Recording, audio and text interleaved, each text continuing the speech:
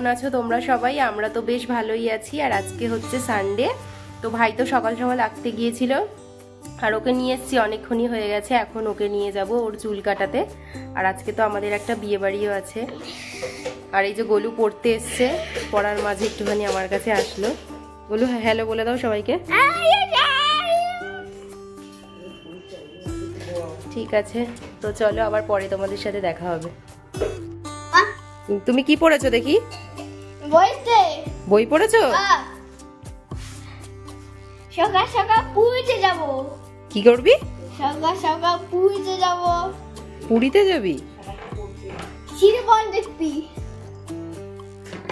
Tata করে দাও সবাইকে, টাটা করে দাও। টাটা সবাই, টাটা। ঘন্টু চুল কাটতে এসছো? তো এই যে ভাইয়ের চুল কাটা হয়ে গেছে, আর ঠিক এরকম লাগছে। আমার ঘন্টু তো এমনিই হ্যান্ডসাম।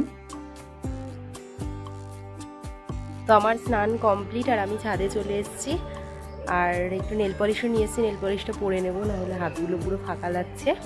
আর এরপরে নিচে গিয়ে ঝটাপট রেডি হতে হবে, নাহলে কিন্তু বহুত দেরি হয়ে যাবে। তো চলো টাটা, আবার পরে দেখা হবে। নিচে এসে আমি ঝটপট করে রেডিও হয়ে নিয়েছি। একটু পরেই আমাদের ট্রেন। হচ্ছে আমার আজকের ফুল লুক। আমি তো ভেবেছিলাম শাড়ি পরবো, যেহেতু অনেকটা দূর যাচ্ছি, ওই জন্য আর শাড়ি পরলাম না। তো এই যে আমরা বেরিয়ে পড়েছি, আর আমি লিপস্টিক পরিনি, দিদিও পরেনি, একবারে ওখানে গিয়ে পরবো। চলো। আর ওই যে দূরে মা, দিদি আর ভাই হাঁটছে, আর বাবা আমাদের সাথে একবারে দমদম থেকেই জয়েন করে নেবে। চলো।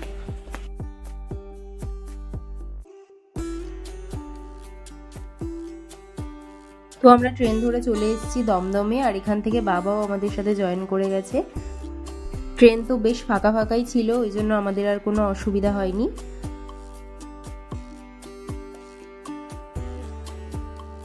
তো আমরা কিন্তু নেমে গেছি, আর তখন তো বললামই আমরা লিপস্টিক পরে আসিনি, যেহেতু দিনের বেলা তো কেমন একটু অডই লাগছিল, ওই কারণে নেমেই ফাঁকা জায়গা পেয়ে আমরা লিপস্টিক পরে নিয়েছিলাম। তো আমরা কিন্তু চলে এসেছি হালি শহরে, আর স্টেশন থেকে নেমে রেল লাইন পার করে আমরা এবার এদিকটাতে চলে এসেছি। আমি তো নাম জানি না এক্স্যাক্টলি। তো এখানে আগেও আমরা একটা দিদির বিয়েতে এসেছিলাম, বা তোমাদেরকে তো বলাই হয়নি আমরা কোথায় এসেছি। আমরা এসেছি আজকে হালি শহরে, বাবার একজন বন্ধুর মেয়ের বিয়ে, মানে দিদির বিয়ে আমাদের। আর এর আগেও এরকম বাবার বন্ধুর মেয়ের বিয়েতেই এসেছিলাম, একটা দিদির বিয়েতে, অনেক বছর আগে, আমার অতটা ভালোভাবে মনে নেই। তো চলো বিয়ে বাড়িতে যাওয়া যাক। আমরা পৌঁছে গেছি বিয়ে বাড়িতে, আর এই মুহূর্তে একটু ফাঁকাই ছিল, তার একটু পর থেকেই লোকজন আসা শুরু হয়ে গেছিল। যেহেতু বিয়ে গোধূলি লগ্নেই ছিল, যার কারণে আমরাও একটু আগে আগেই গেছিলাম। আর পুরো ডেকোরেশনটাও তোমাদের সাথে শেয়ার করছি।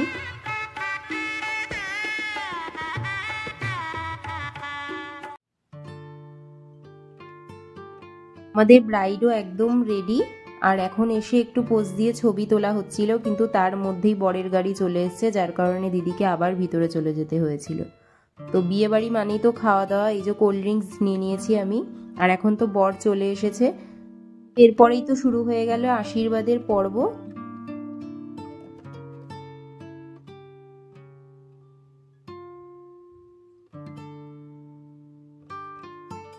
এই যে কথা বলতে বলতে আমি আবার নিয়ে চলে এলাম পকোড়া, আর এদিকে মোমো। এই দেখো ঘন্টুও খাচ্ছে পকোড়া আর মোমো। বাবা তো এগুলো খায় না, ওই জন্য বাবা খাচ্ছিল না। আর দেন আমরা ফুচকাও খেয়ে নিয়েছিলাম। তোমাদেরকে একটু বাইরে থেকেও দেখিয়ে দিচ্ছি কেমন লাগছে।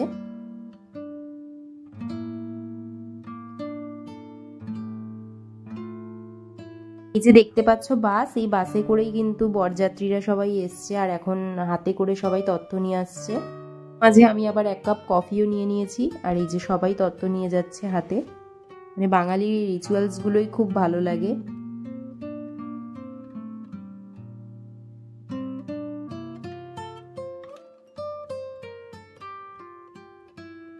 নিয়ে আসা হয়েছে ব্রাইডকে, আর এখন হবে 7 পাক। তোমার আশাতে এই পথ চলা যে আমার ভালো লাগে।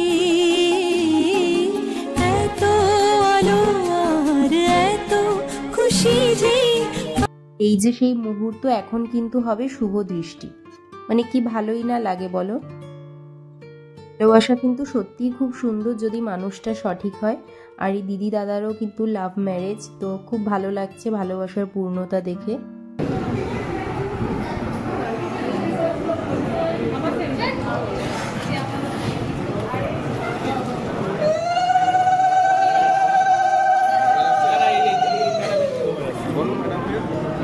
এবার কিন্তু কিছু ফটোশ্যুট হবে, সেটাই হচ্ছিল, আর আমিও সাইড থেকে কিছু ক্লিপস নিয়ে নিলাম। আর আমরা আর বেশি দেরি করব না, ওই জন্য আমরা বসে পড়েছি খেতে। আর দেখো বাঙালি মানে বিয়ে বাড়িতে এসছে, কি খাই না খাই আগে মেনু দেখা চাই, তো সেটাই হচ্ছে, মাও বাচ্চাদের মতো সেটাই করছে। প্রথমে দিয়েছিল ফিশ ফ্রাই, তার সাথে স্যালাড আর ওদিকে চাটনি, পরে দিয়ে গেল নান, আর এদিকে ছিল চানা মশলা, তারপরে দিল সাদা ভাত, আর তার সাথে ভেজ ডাল, ঝুরি আলু ভাজা, আর দই কাতলা, যেটা আমি খাই না, এটা বাবার প্লেট থেকেই দেখিয়ে দিলাম। আর এই ছিল পোলাও, আর তার সঙ্গে ছিল মাটন কষা, মাটন না খেলে চিকেনও ছিল, আর তারপরে দিয়েছিল চাটনি পাঁপড়। চাটনিটা তো বেশ ভালো লেগেছিল আমার। এরপরে ছিল রসগোল্লা, তার সঙ্গে ভাপা সন্দেশ আর পান, আর আইসক্রিমটা তো স্টলেই ছিল। তো চলো খাওয়া দাওয়া করে আমরা আবার বেরিয়ে পড়েছি বাড়ির পথে, না হলে বেশ দেরি হয়ে যাবে। তো আমরা ট্রেন ধরে চলে আসলাম শিয়ালদা, আর সেখান থেকে দত্তপুকুর। আমরা চলে এসেছি বাড়িতে, আর এখন তো খুব টায়ার্ড লাগছে, আর সকালে আবার পড়া রয়েছে, সকাল সকাল উঠতেও হবে, তো আর কি করা যাবে। তো চলো আজকের ব্লগটা এইটুকুই, আর তোমাদের যদি ভালো লেগে থাকে please do like, comment, share and subscribe. তো আজকের মতো টাটা, বাই।